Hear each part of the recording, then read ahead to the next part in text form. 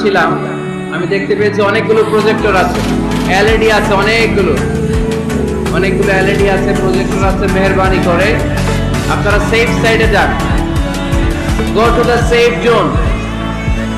350 police মোতায়েন হয়েছে। আমি দেখেছি ভাইদেরকে রাস্তার বিভিন্ন মোড়ে মোড়ে সব জায়গায় ভাইরা অবস্থান নিয়েছে, আর লোক হয়ে গেছে লক্ষ লক্ষ।